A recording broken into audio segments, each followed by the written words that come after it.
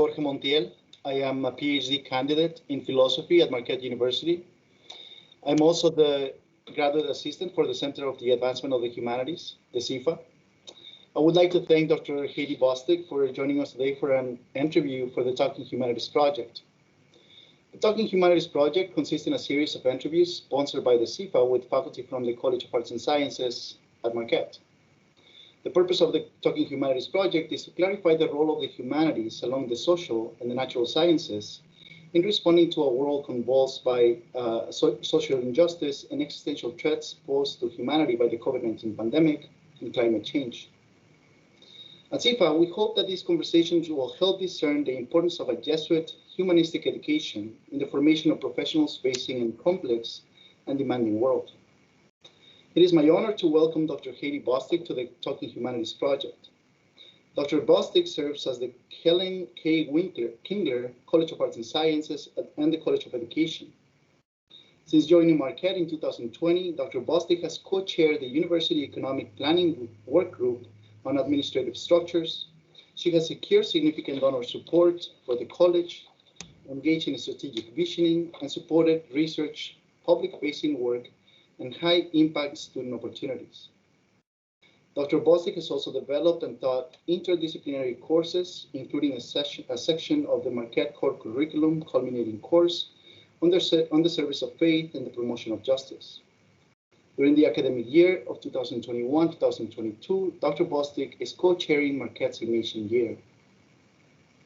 Before joining Marquette, Dr. Bostic served as the visiting associate provost at Furman University, as dean of the College of Liberal Arts at the University of New Hampshire, as the inaugural director of interdisciplinary programs for the College of Arts and Sciences at Baylor University, as well as faculty member at Michigan Technological University. Dr. Bostic's research spans 18th century French literature, contemporary feminist theory, narrative studies, and higher education. Some of her representative publications include Deans New to Jesuit Education Find Their Way Together from 2021, Prepare Students and Ourselves for Meaningful Work from 2020, Practicing Community, The Future of Liberal Learning from 2019, and The Humanities Must Engage Global Grand Challenges from 2016. Dr. Bostic, thank you again for taking the time to talk to us about the humanities. Thanks, Jorge. It's my pleasure. I'd like to divide my questions into two segments. First, I would like to start by asking you some general questions about the humanities and of humanistic education. And then I want to move to more specific questions about the role of the humanities in responding to some of the social, economic, and existential challenges we face today. Let me start with a methodological question. When I think about defining the humanities, the person who comes to mind is Wilhelm Dilthey, who in the 19th century saw a trend in the humanities of adopting the quantitative methods of the natural sciences. Dilthey thought that while the natural sciences aim to explain how natural phenomena work, the human sciences aim to understand the meaning of human action. Today, we see a trend towards a more integrative, interdisciplinary methodological model. My question is twofold. On the one hand, how do you understand interdisciplinary research, and what are some of its benefits? And on the other hand, and this is Dilthey's question, what do you think remains distinctive about the humanities? Thank you. A really thought-provoking question. And I think this question lends itself to being engaged, thinking specifically about the Marquette context. One of the things that makes our College of Arts and Sciences at Marquette great is that we do integration very well. So your question about the importance of integration and research is crucial. We know that the grand challenges, big problems, challenges we face as a culture, as a globe, require multifaceted responses. So working together across disciplines, in diverse groups, thinking about the natural world as well as the human world. So I think there are so many examples, and this might be another interview for another day, and across the College of Arts and Sciences of the power of integration. If you think about something like the way the humanities inform healthcare, or if you think about the Education Preparedness Program, which seeks to educate currently and formerly incarcerated students that some of our colleagues are engaged with. If you think about the Indigeneity Lab, there are so many examples of cross-cutting crucial research. Recently, there were several presentations at the Summit on Poverty in downtown Milwaukee. So many wonderful examples of the humanities playing a central role in these kinds of questions. And I'll add that a great resource on integration is a couple of reports by the National Academies of Science, Engineering, and Medicine, really talking about how integration must be at the center when we think about engaging big issues of how we're going to live a flourishing life, that kind of thing. Yeah. And so that question of a flourishing life really gets to the second part of your question, is what is distinctive about the humanities? The humanities, I think, are the disciplines that ask different kinds of questions. We could even be so bold as to call them bigger questions, but they're bigger questions in part because they ask, who are we and how ought we to live with one another, with our planet, with this broader kind of global context. And they're the kinds of questions in the humanities, we ask these questions that when you respond to them, something resonates in your being. And at the same time, I think you realize that we never really fully answer these questions. These are perennial questions that can even become lifelong issues that we want to engage with. And I guess the final thing I'd say on this topic is I've been really struck reading the journals Nature and Science by how many science writers are really asking humanities type questions. And I've often thought it would be great to have a national or international journal along the lines of Nature or Science for the humanities. But barring that, I think more of us in the humanities need to be engaging with the scientific audience and making sure our voices are there when these questions really about human meaning are asked.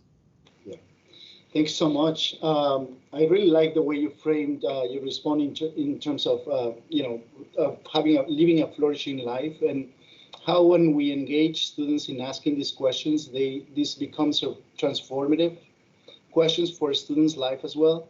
And this kind of gives me a segue to my next question, which is, today we see a trend in higher education towards prioritizing teaching technical skills over a more holistic view of education, and at the same time a more holistic view of the person. It seems to me that we are preparing college students to become workers, right, as opposed to critical and engaged citizens. And in your article, Prepare Students and Ourselves for Meaningful Work, you distinguish between a job and what you refer to as meaningful work. Can you explain this distinction for us? And how do you think Marquette's education is preparing students for meaningful work and not just for a job? Absolutely. Again, it's one of the reasons why I'm at Marquette, is that it's the kind of place that takes seriously the charge we have as educators in a Catholic context to do integration very well. Part of that is integrating across disciplines, and the other part of it is really that idea of formation. So you have this integrating experience as a student of your classes, and then what you do beyond the classroom and the things you're learning about your values and your beliefs and what matters all come together. This idea of forming students for a flourishing life is something that I care about deeply, and I've been engaged in this work for a long time. I have developed curriculum in the past that I called Designing a Good Life, and then I was able to incorporate that into the section of Core 4929, our culminating class, Service of Faith and Promotion of Justice, that I taught last spring. I'm currently teaching a new class called Arts and Sciences Influentials. It's a class for any junior and senior in the College of Arts and Sciences. Every week we engage an alumni speaker and ask them about their path. And what's beautiful about our alumni from Marquette is they'll talk about the power of the Catholic Jesuit formation in the humanities that they had and how that has really set them on the path that they've taken. The changes, the twists and turns, the way they've been able to overcome adversity, deal with failure, all those kinds of things. So in essence, I understand, a job is the thing that you do to pay your bills. Your work is something bigger and broader. And it's about your vocation, your calling, the ways in which you want your life to matter, how you can really engage your broader community. And it's right in line with some national conversations. For example, the AAC&U, the Association of American Colleges and Universities, talks about the outcome of a robust liberal arts education is preparation for work, life, and civic engagement. And so in that essay you referred to, prepare students and ourselves for meaningful work, it was my attempt to articulate some of these thoughts. Students are selling themselves short when they're focused solely on getting that first job. Don't get me wrong, I am wholly committed to the professional formation of our students. We absolutely must prepare students in a very practical way for whatever comes after graduation. The thing is that we're living in a world of a lot of uncertainty. We don't know what the future looks like. And we also have a pretty challenging context, no matter what our specific background. We're all going to be facing a lot of challenges. Students have to have that depth of formation and that resilience to deal with whatever life puts in their path, whatever they encounter. And we know that a lot of the jobs students will have not even been invented yet. Many students will change, maybe even professions many times in their life. So preparing students for work is my approach in framing it in this broader way. And I have found working with students that it alleviates a lot of anxiety. They're able to really live into the fullness of their potential. They don't get so fixated on, oh, that first job I get out of college is really going to, set the course for the rest of my life. Rather, it's what do I care about? What gives me energy? What makes me feel engaged? And so to take a personal example, I feel like I do my work all the time without ceasing. It doesn't mean I'm at my job all the time, but I mean everything I do, whether it's spending time with friends or dealing with some neighborhood project, I like to live an integrated life insofar as it's possible and really live out of my values and live in line with my work. And so again, I think Marquette University is the ideal place for what students need and what the world needs, because yes, we equip students from any area in the humanities or far beyond with those tools and those competencies that they're going to need to flourish in their professional lives. At the same time, we form them as whole human persons who can be thoughtful, who can be good citizens, and who are really well positioned to live a flourishing life. Thank you. Yes, reading your article, I really got a sense of sort of you're trying to think of preparing students for civic engagement, right? So to really think about their lives as connected to their communities, as connected to sort of the larger problems we're facing today. And this leads me to my next question, which is sort of more on how the humanities engage the challenges we face today. And these challenges are very complex. They're social, economic, and existential challenges.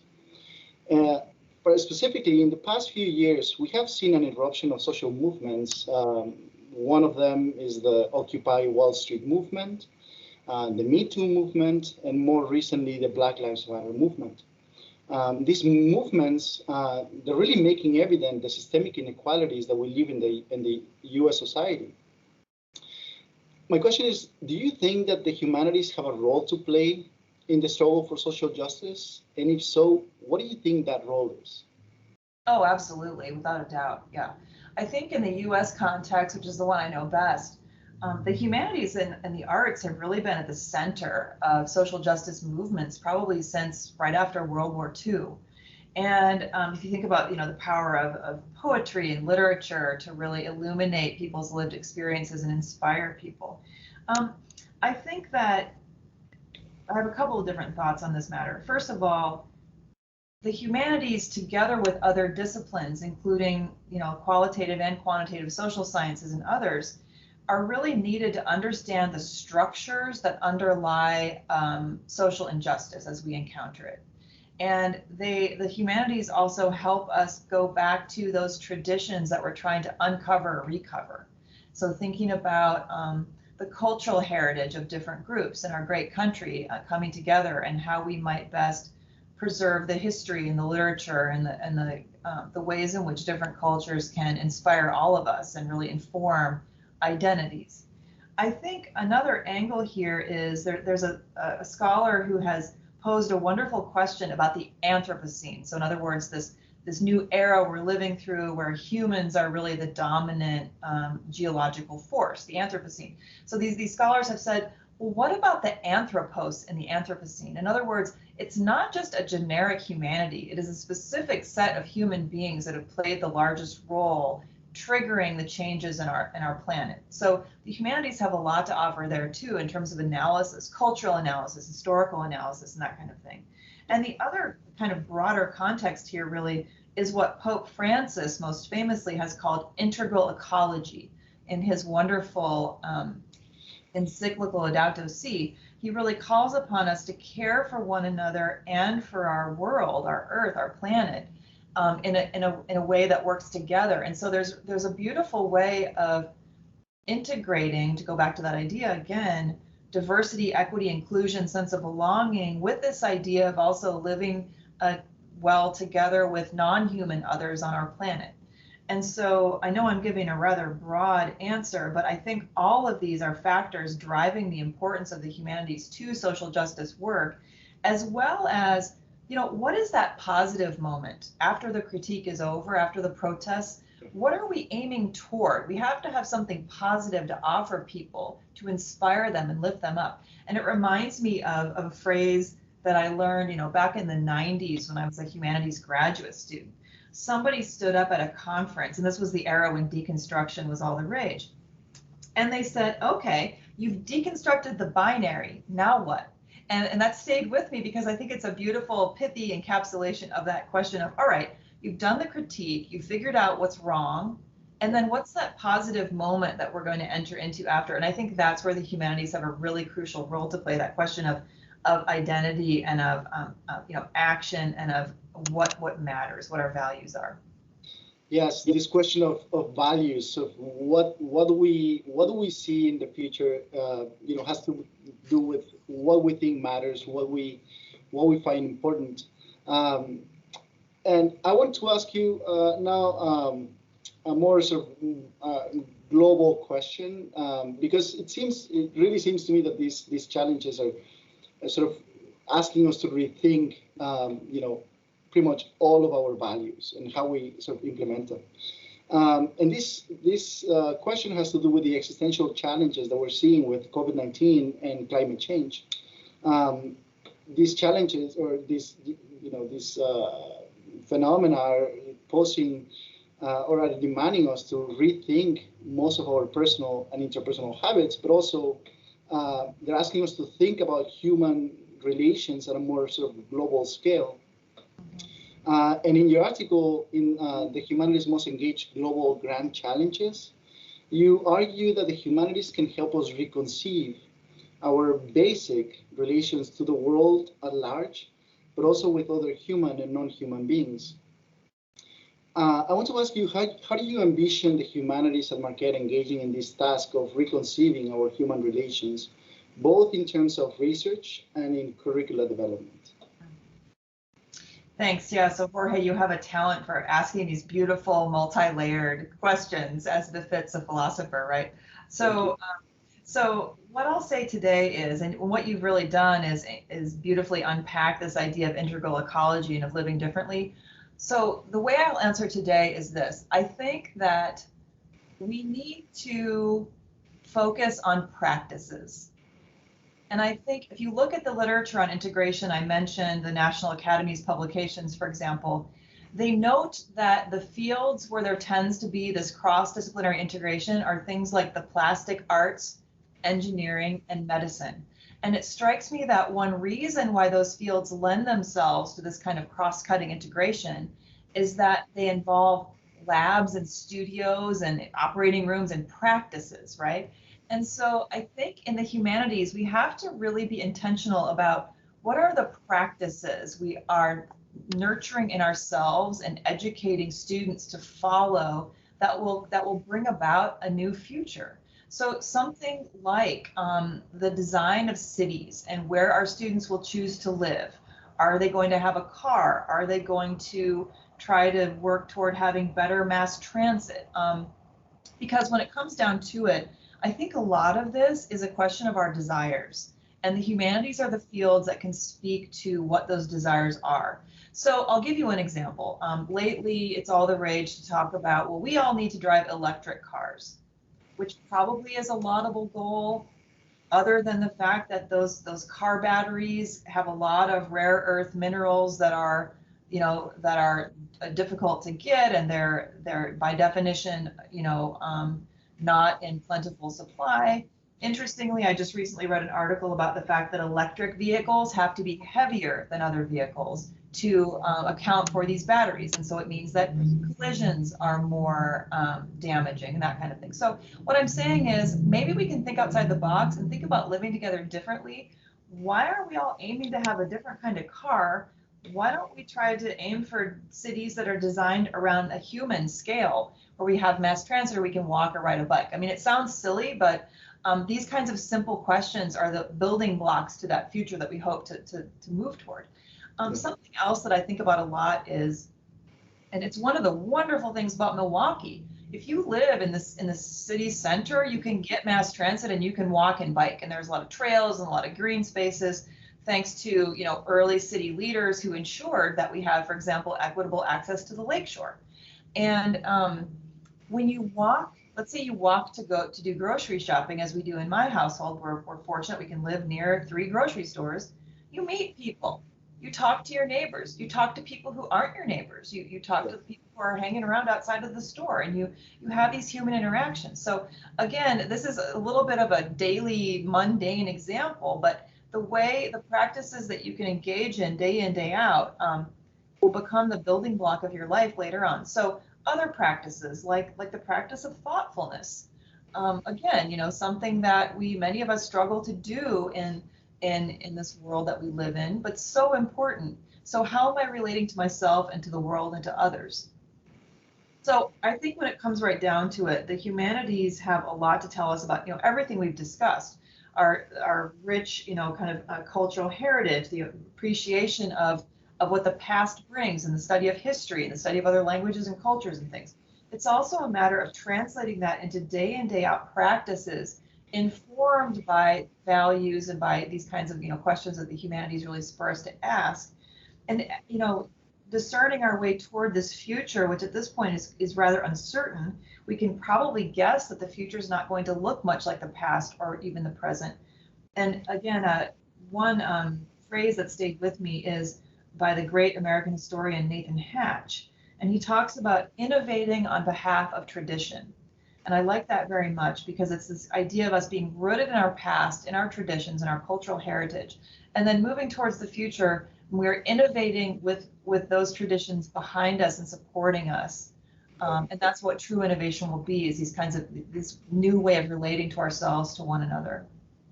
Thank you so much. I kind of want to follow up a little bit on this question of, electric cars and this new sort of technology. In Latin America, there's a huge question or a huge debate about lithium, because it turns out that Latin American countries like Mexico and Bolivia, for example, are rich in lithium. Right? So part of the question is how do these sort of poorer countries relate to this mineral, right? When richer countries like the U.S. are advancing faster towards adopting, electric cars and requiring, this lithium mineral, these developments, and how are we going to, what are we going to do with lithium in our countries, and how are we going to relate to sort of richer, more developed countries in this sense? Yeah. I mean, it's a great question. I'm certainly not an expert on these kinds of development questions and economic inequity questions. I know that they are front and center at the climate talks that are happening even now as we're recording this discussion. I think that thinking about justice has to happen at a number of different scales. There's interpersonal justice, there's structural justice, there's economic justice. How might we ensure the flourishing of all without having to possibly pollute our environment, or expecting folks in developing countries? I've spent some time in Chile, and in Mexico also, to really flourish, you know, in a way that makes sustainability sense as well, you know, without having to do kinds of mining that are really going to be detrimental to the environment. And I think what we're really tiptoeing around here is a topic that neither you nor I is an expert in. It precisely points to the need to bring together teams of folks across disciplines. And this is something, by the way, that I've really been hearing bubble up across the campus at Marquette, is an interest in integral ecology. We have a lot of different areas of expertise around sustainability, environmental sciences, the health humanities, the environmental humanities. And so I'd love to work more with faculty, staff, and students toward bringing these voices together under kind of one umbrella so we can facilitate these kinds of questions, because they're very challenging, very difficult. And it is so important for the humanities to have a voice in these conversations. And we're not just there, you know, the old days, it was like, oh, you're from the humanities, would you please edit my grant proposal? I mean, we're way beyond that. We have to be involved upstream as we formulate research questions and all along the process and in the kind of implementation phase. Again, with this larger goal in mind of responding to our Catholic Jesuit mission, our social justice, you know, commitments, and finding a way to really maximize human and planetary flourishing. Thank you. I would like to close our interview, which has been really informative and thought-provoking, by asking you about Marquette's future. You joined Marquette in 2020 during a time of much uncertainty about the future. What is your vision for the College of Arts, and Sciences, and of Marquette more broadly? Wherever Marquette University wants to go, the Helen Way Klingler College of Arts and Sciences has to lead the way. We are the largest college. We teach every student. We are fully 1/3 of the research enterprise of the university. And we are central in terms of the Marquette core curriculum. And beyond that, many, many wonderful programs at the undergraduate level, graduate level. So really the reason I'm at Marquette is the same reason that gives me so much hope for the future. It is the talent and commitment of our faculty and our staff. And really our students are just extraordinary to work with, as you know. So I am very hopeful about the future. We have a lot of strong momentum. Specifically in the humanities, we've had some wonderful benefactors come alongside us to really launch more fully the Center for the Advancement of the Humanities. Great things happening there under the leadership of Dr. Drew Kim and so many faculty, you know, stepping up to really be involved. Our humanities departments are incredibly strong. There's a lot of wonderful interdisciplinary work going on. We've really been leading the way in so many ways in terms of diversity, equity, inclusion. So I think if you think about all of the different priorities the university has, be it student success, research, graduate and online programs, community engagement, this formation of hearts and minds, we have a central role to play. So I think the future is bright. I'm looking forward to you know, a wonderful next 5 to 10 years in front of us to really think deeply about how the humanities need to play a leading role in helping to lead Marquette into the future. Thank you. Dr. Bostic, I appreciate you taking the time for this interview. It has been really, really thought-provoking, and you are sort of asking us to think of our jobs in the humanities in very engaging ways. Thank you so much for the time to talk to us. Thanks, Jorge. It's my pleasure. Thank you.